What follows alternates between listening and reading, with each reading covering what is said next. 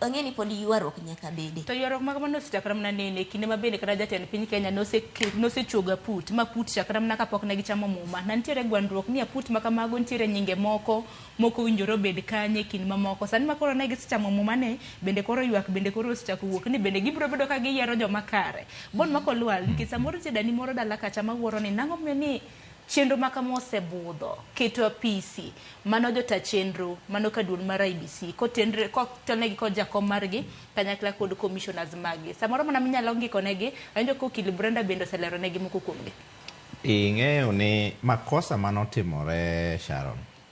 en ni onge gima notimore kajikia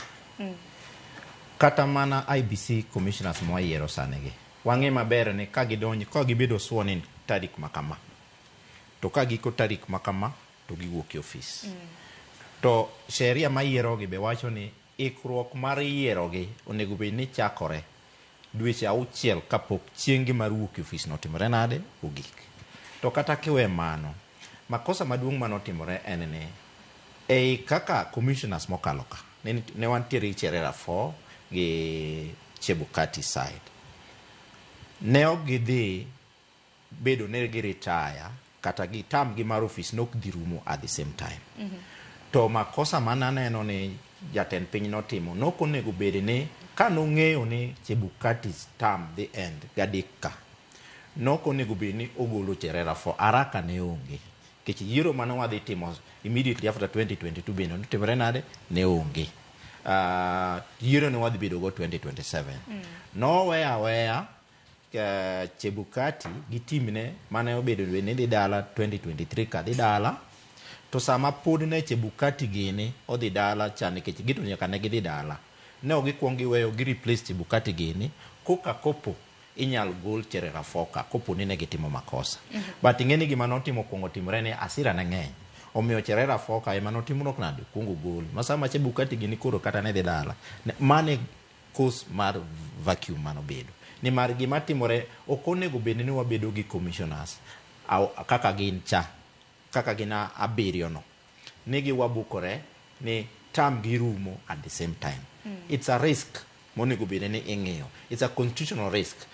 omoluoro wa gimineno wantiere sani ni but Kenya be bedo Kenya buche mang'eny osebedo ka yiero ni en gi political interest. Inyalo paro judge miluongo ni Thande the first election panel mane ntiere mar Makanda Nelson Makanda no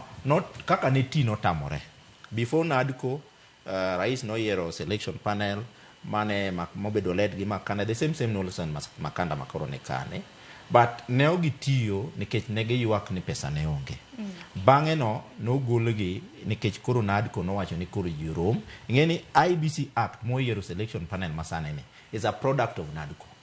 ma Nadco ni mano omiyo ogole. Koro bang'e gik moko cases obedo ni PPLC yuare Kalonzo gi the two mulis wan gi mulis ariyo muli makor Kalonzo gi muli makor Manikende osebedo ka yuare ma onge kaka ne dhi mbele awi maber judge no ng'ado ni koro muli ma sani sit kachacha ni mobedi but mage tungni mosebedo e this election panel but gima duong' Sharon makonyo ma anta ahero en ni sheria makoro yiero the selection panel ni omiyo gi timelines gima nohinyo wa the first Makanda team cha nokomigi muda mar tiyo sani endi makono nitiere ni gin gi 90 days sheria wacho ni nyaka giti within 90 days nyaka gimiwa IBC chair gi members to mar ariyo bang' koseyier gima koro gisechamo mumane sheria bendo omiyo gi gimiluongo ni timelines ma nyaka gitim ni takre tiek tarik makama kata mana publication mana gi publish ni nomigi time ni nyaka chieng' makama nyaku publish the shortlisted people chieng' makama nyaku tim masani endi gima ber en ne operation kendo yiero mar the chair and the members of the commission